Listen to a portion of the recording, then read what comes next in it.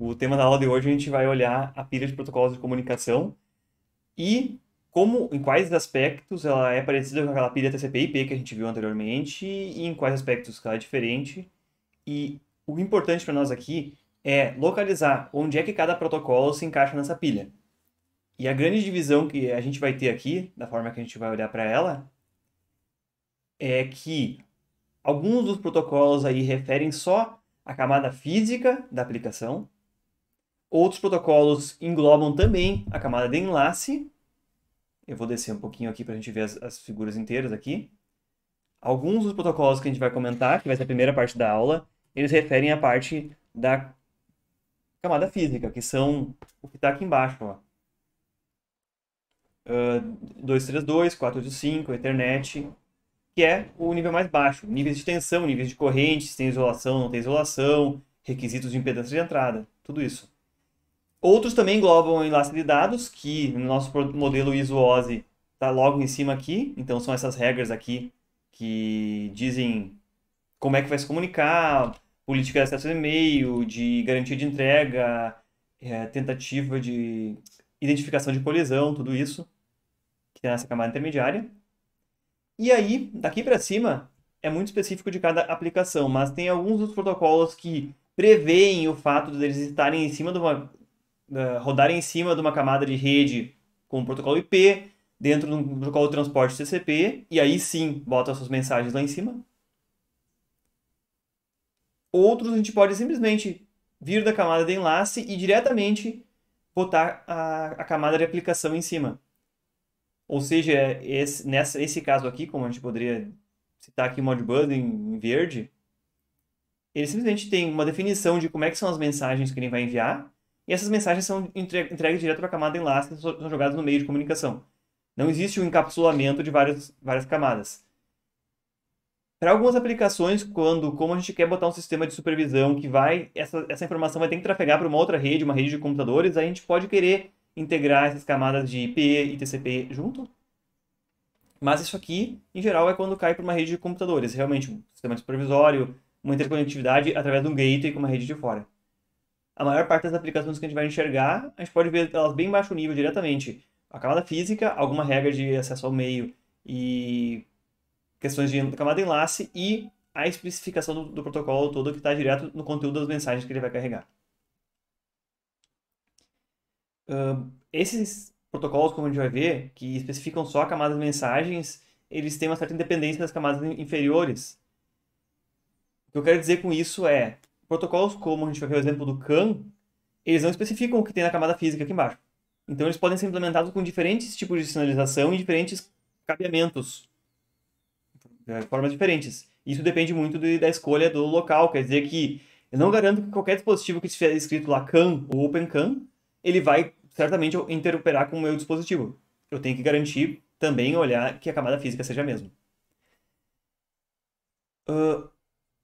As camadas inferiores são baseadas nesses exemplos que eu citei para vocês aqui, RS-232, porte serial, RS-485, Ethernet industrial, que a gente vai ver que tem uma pequena diferença da Ethernet que a gente está acostumado a ver com a rede de computadores, ou algum outro protocolo serial próprio que possa ser específico daquele protocolo.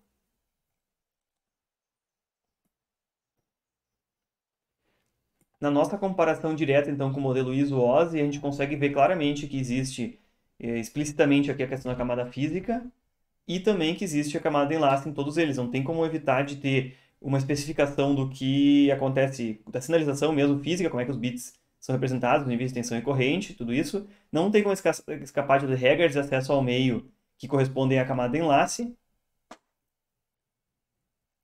E aqui eu chamo a atenção também para uma questão da camada de enlace aqui, é que a maior parte desses protocolos tem bem especificado papéis para os dispositivos. Ao contrário do que a gente costuma ver em redes de computadores para uso geral, uso pessoal, é que, em geral, todos os dispositivos na rede têm o mesmo nível. Eles podem acessar a rede a qualquer momento, quando for necessário. Quando não for necessário, eles não precisam se comunicar nem nada. Mas essas redes industriais que a gente viu, para manter aqueles requisitos de garantia de entrega, é muito comum que alguns dispositivos sejam mestres no barramento, master, e outros sejam slaves ou escravos. Em geral, os mestres das redes, eles têm a prerrogativa de poder iniciar uma transação, de poder mandar um pedido de leitura, um pedido de escrita, e somente respondendo ao mestre é que os escravos podem mandar mensagens. Isso aqui não é uma regra absoluta, existem protocolos como o CAN, em que não existe esse papel aqui.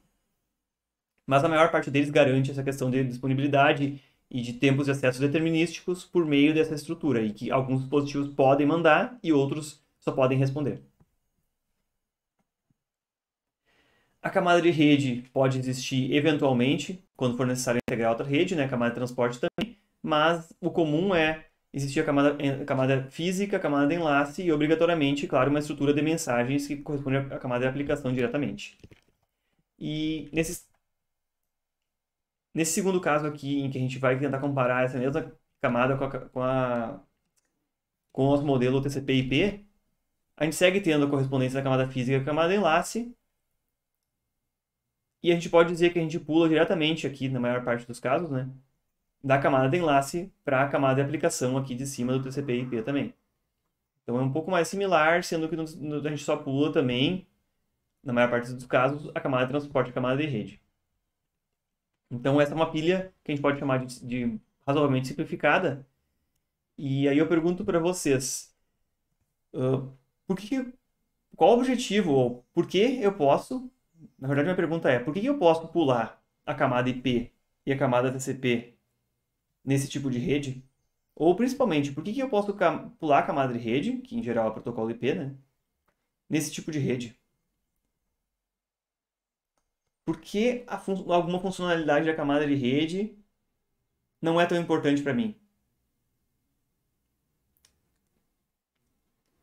Talvez um caminho que a gente possa seguir é tentar voltar lá atrás e lembrar, mas por que afinal existia uma camada de rede na pilha TCP/IP e na pilha ISO-OSI? Qual era a função dessa camada de rede aqui? Quando é que ela realmente precisava atuar? Quais os dispositivos que olhavam para o conteúdo do protocolo da camada de rede? Vocês lembram aqui dentro?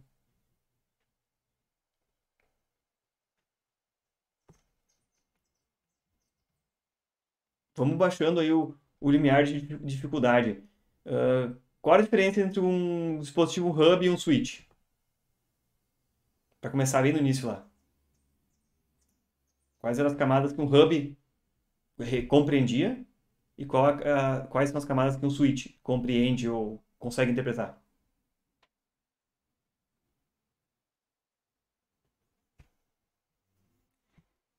Lá quando a gente viu os dispositivos, um hub ele só entende a parte física e um switch ele tem a parte física, mas ele também entende o protocolo da camada de enlace. É algum certo endereçamento, até mesmo isso.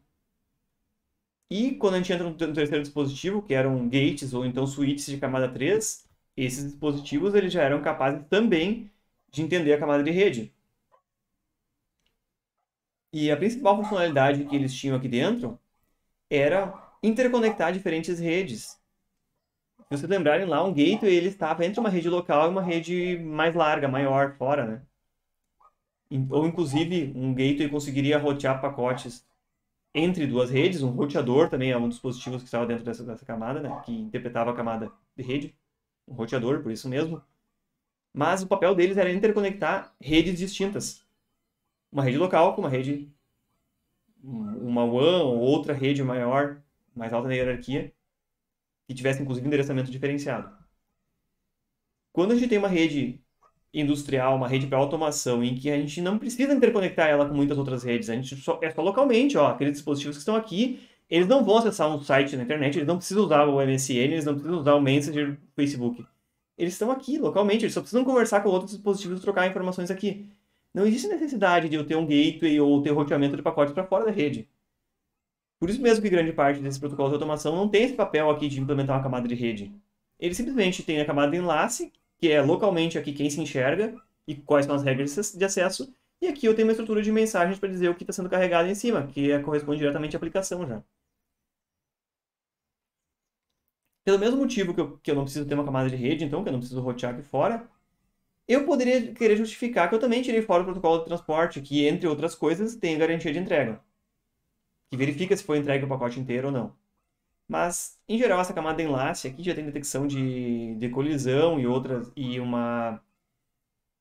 e um código de checagem de integridade de dados aqui nessas camadas de enlace. Então, digamos que não é tão interessante também, não é necessário ter uma camada específica aqui de transporte, porque afinal essas tarefas mais simplificadas, elas ocorrem aqui embaixo na camada de enlace já, de verificação de integridade de dados, verificação de colisão, tudo isso.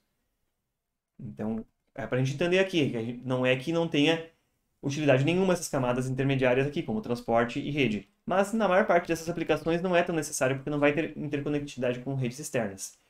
Mas aí eu disse para vocês, desde o início aqui, é que alguns protocolos podem rodar e ter a mesma estrutura de mensagem, como por exemplo do Modbus, sobre uma pilha IP, que tem um protocolo TCP e protocolo IP. Isso vai ser exatamente útil quando ocorrer esse fato. Olha, um sistema de supervisão que está rodando em computadores fora da rede de automação aqui, aí sim ele vai precisar rodar em cima, ele vai entender IP, protocolo TCP, e a comunicação deles, as mensagens vão ser carregadas dentro do protocolo TCP. Porque aí esse sistema que está rodando lá fora, um computador que está pegando estatísticas, um banco de dados fica lá fora, ele vai eventualmente fazer o contato com esses dispositivos de automação, ler estatísticas dos CLPs, ler informações do processo físico em tempo real, por um gateway que faz essa interconexão. Um gateway que liga uma rede IP fora, uma rede Ethernet pode ser comum. Eu poderia ter o meu computador ligado numa rede Ethernet comum, mas tem um gateway que liga essa minha rede Ethernet com a rede interna lá de automação e direcionando na rede IP pacotes a esse gateway, eu consigo que esses pacotes sejam entregues para dispositivos lá dentro da rede de automação. Aí sim, o dispositivo que está dentro da minha rede de automação, seja o CLP ou seja outro dispositivo comunicante lá dentro, ele vai ter que implementar e entender esses protocolos da pilha aqui. Então, a exceção dos protocolos que implementam também a camada de rede IP e TCP são aqueles que vão necessitar dessa interconectividade com redes externas. Em geral, dispositivos muito simples, como sensores e atuadores, eles não têm essas camadas aqui, porque eles não vão se comunicar diretamente externamente. Faz mais sentido isso aqui quando eu tenho um CLP, um controlador lógico programável, que tem funções avançadas aí, e dele eu posso ler variáveis que sejam de meu interesse no processo, e ele vai ter que conseguir conversar com o gateway que vai enviar mensagens para fora. Antes que vocês fiquem fixados aí na questão de que toda rede industrial é só uma fábrica, eu quero lembrar isso aqui, que eu já dei um spoiler lá falando sobre os carros autônomos, mas hoje em dia, praticamente qualquer carro tem uma rede industrial dentro. E que são redes que permitem tanto o controle geral do carro acessar diversos sistemas, como permitem um diagnóstico, por exemplo, alguém de fora conectar um dispositivo ali e ler parâmetros do sistema, fazer um diagnóstico de manutenção até mesmo. Hoje em dia, se acontece uma falha na maior parte dos carros aí fabricados nos últimos 10 anos, primeira coisa é você chegar na concessionária ou no mecânico de respeito aí, de repente ele vai ligar um dispositivo numa porta de acesso aqui, que é uma porta padronizada aí, o formato dela, e vai tentar ler parâmetros para ver se não tem alguma flag salva na memória dele dizendo qual o erro que aconteceu. Ah, desligou o motor do carro, eles botam o scanner ali, olha, tem uma flag de erro dizendo que tal horário aconteceu um erro assim por injeção, por combustível sujo, por... Aí se consegue obter informações dele. O mais interessante é que existe uma certa interoperabilidade entre fabricantes, porque muitos deles escolhem redes similares. E as redes que eu refiro aqui dentro não é encontrar um switch aqui dentro do carro, um monte de cabeamento. Redes, muitas delas usam um sistema como um barramento só. São dois fios que você vai encontrar os mesmos dois fios correndo pelas portas do carro, indo dentro do painel, indo até o sistema de injeção eletrônica do motor, monitorando o status de freio, de temperatura de óleo, tudo isso. Alguns dispositivos pode ser que ainda sejam discretos, não sejam ligados diretamente a essa rede. Mas, por meio dessa rede, se consegue aí monitoramento de grande parte dos status dos sistemas do carro. E num carro, dentro de um veículo, tem uma certa restrição aí no volume de cabeamento, a quantidade de cabos, as interconexões, em que diminuir a quantidade de fios que correm aí por dentro pode trazer um benefício financeiro, uma maior velocidade uma maior velocidade de fabricação, menor quantidade de cabos, uma maior facilidade de diagnóstico, né? Porque o carro é um sistema complexo, daqui a pouco tu não consegue fazer diagnóstico de alguma coisa e facilita isso também. Mas então, por uma questão econômica aí de facilidade, essas redes também estão dentro disso aí. A rede CAN é um protocolo que é muito comum aí, começou com a Bosch, se eu não estou enganado. A gente vai ver mais em detalhes adiante. E essa rede CAN é uma das mais comuns que a gente tem. E quando a gente vê essa porta aqui embaixo geralmente porta-luvas, no console central de um carro, é um conector de diagnóstico OBD2. E esse conector ele não é um protocolo. Cada fabricante que implementar redes com padrões diferentes, ele vai usar alguns pinos desse conector. Então pode ser que eu vou ter um scanner para carro lá, e vou conectar ele aqui no conector e não vai ler nada. Porque talvez o modelo do meu carro não implemente os protocolos que aquele scanner reconhece.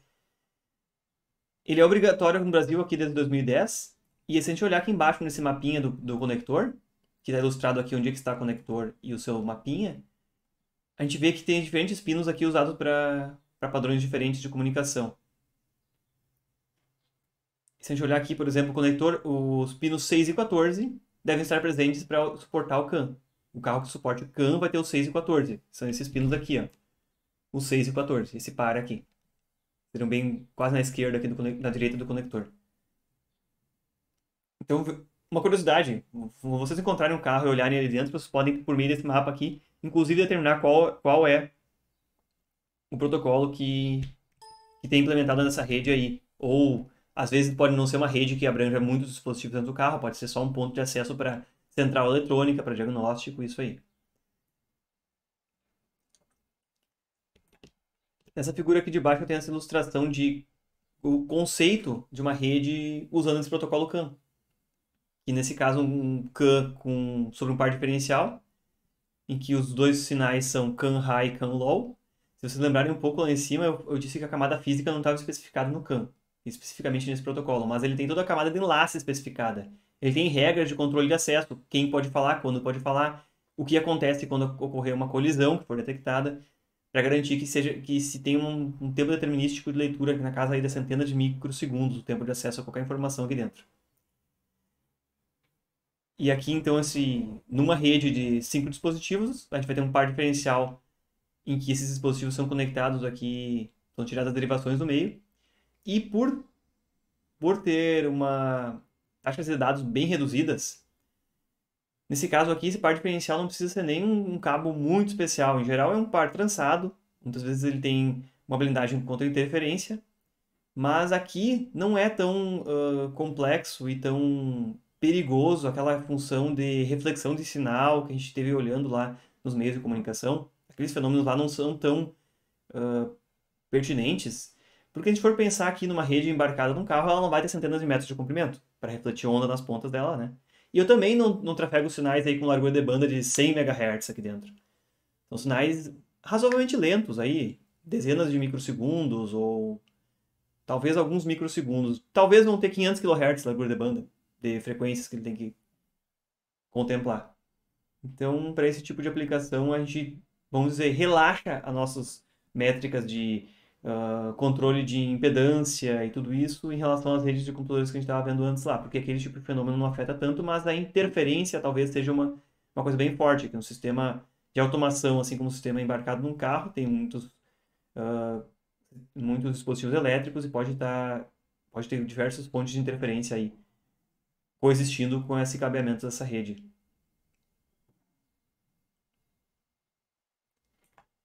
E nessa ilustração de baixo aqui a gente tem algo quase exagerado da quantidade de dispositivos que podem estar ligados numa rede interna de um carro.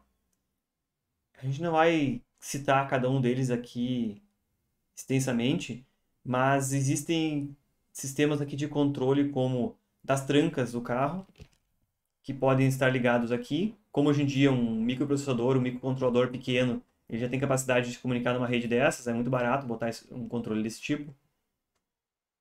Seria aqui no exemplo na rede CAN.